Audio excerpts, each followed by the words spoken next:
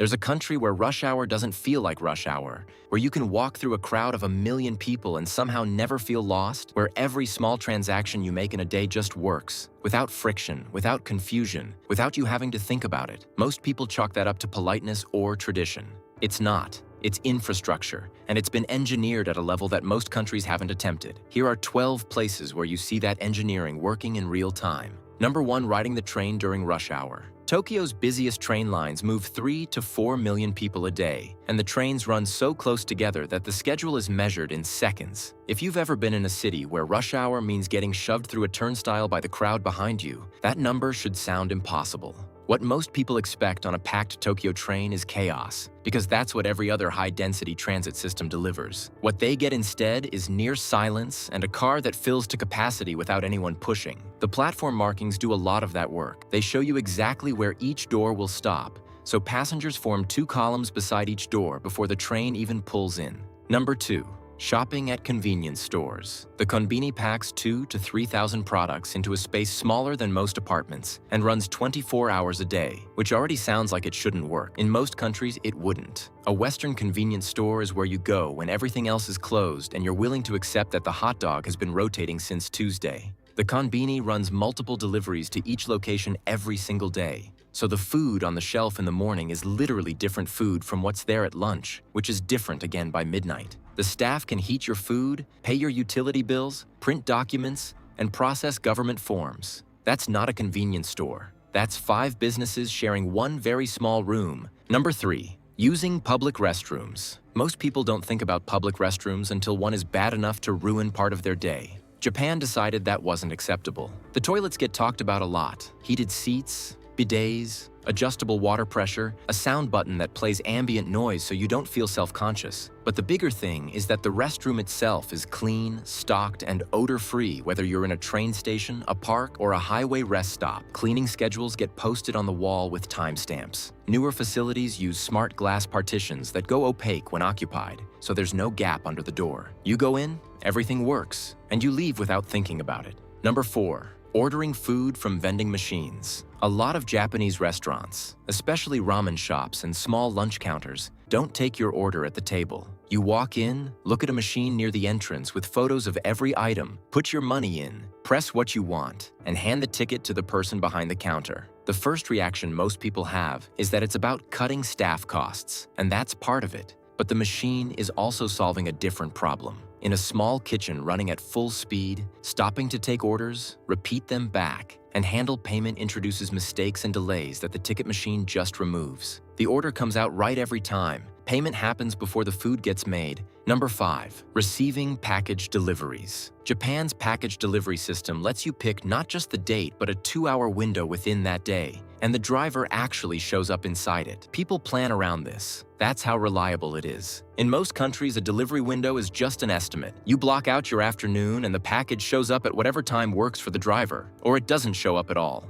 Japan's logistics companies treat the window as a hard constraint, so the routing, the schedule, and the vehicle load are all built around hitting specific addresses at specific times. If you're not home, you reschedule for another window and the driver comes back. Number 6. Walking through train stations. Shinjuku Station has over 200 exits and moves around 3.5 million people a day. Through a building that's been expanded so many times, it connects multiple train lines, subway lines, and bus routes across what is basically an underground city. First-time visitors do get lost, but the people who use it daily don't, because the signage system is doing an enormous amount of work. Every exit is numbered and color-coded by area, and directional arrows appear exactly where you need to make a decision. Not 10 meters before and not after you've already passed it. The corridor widths are also calculated for peak volume, so bottlenecks don't form because the station was designed around them in advance. Signs run in Japanese, English, Chinese, and Korean, with the most decision-critical information printed largest, so you can read it while you're still moving. Number 7. Buying drinks from vending machines. Japan has around 1 vending machine for every 23 people, which puts about 5 million machines across the country, and you're almost never more than a few minutes from one. The hot and cold thing is what surprises most people first. The same machine runs refrigeration and heating in parallel inside one cabinet, so canned coffee comes out hot in winter and cold in summer. A broken vending machine in Japan is genuinely unusual. Keeping 5 million machines stocked, functional, and temperature managed across every climate zone in the country, takes a maintenance operation most people never think about because it never gives them a reason to. Number 8. Visiting department store food halls. The basement floor of a Japanese department store called the Depachika is a food hall where you can pick up fresh sushi, hand-rolled sweets, bento boxes made that morning, and individually wrapped fruit, all in one building. What stops people is the presentation. Everything is packaged like a gift, even if you're just grabbing lunch, and the person behind each counter treats a $2 purchase the same way they'd treat a $200 one. That happens because each counter is run by the brand itself, not department store staff. The person selling you the wagashi is from the wagashi company, so they know the product and they're protecting their own reputation, not a generic store standard. Number 9. Using smart transit cards. The IC card system works on trains, subways, buses, taxis, vending machines, and convenience stores. You load money onto it once and tap it on a reader for basically every transaction you make all day. Contactless stored value cards aren't unique to Japan. What's different is how wide the network runs. In most cities, the transit card works on transit, and that's it. In Japan, it keeps working after you leave the station, so you're never switching between payment systems. Number 10. Dining at small neighborhood restaurants. A small neighborhood restaurant in Japan, the kind with 8 seats and one person running the kitchen, will serve you the same bowl it served the person before you and the person before them, across years, because the chef spent years learning one thing and opened a place to do only that thing. The menu is short on purpose. Counter seating puts you close enough to watch the food being made, and the smell and sound of the kitchen are just part of sitting there. Nothing about the smallness is accidental. Number 11. Navigating city streets on foot. Older Japanese cities don't follow a grid. Streets curve, split, and dead end in ways that should make getting around a real problem, and the address system doesn't help the way you'd expect it to. Japanese addresses identify a block within a neighborhood, and buildings within that block get numbered by the order they were built, not by where they sit on the street. That sounds like a nightmare, but intersection signs show the block numbering for the surrounding area, and detailed maps go up at every train station exit so you know where you're headed before you leave the building. Number 12. Checking into a capsule hotel. A capsule hotel gives you a pod about 2 meters long and 1 meter wide, a locker for your stuff, shared bathrooms, and usually access to a communal bath. It costs a fraction of a regular room, and almost everyone who stays in one is surprised by how well it actually works. The concept started in Osaka in the 1970s as a solution for businessmen who missed the last train and needed somewhere cheap to sleep. That specific problem is what every design decision traces back to. The pod has a reading light, a power outlet, a shelf, ventilation, and a curtain for privacy, because those are the things that make sleep possible. Nothing else made the cut. None of this happened by accident, and it didn't happen because Japanese people are wired differently. Someone looked at each of these friction points, the boarding queue, the delivery window, the ticket machine, the capsule pod, and decided to fix it. That's all it is.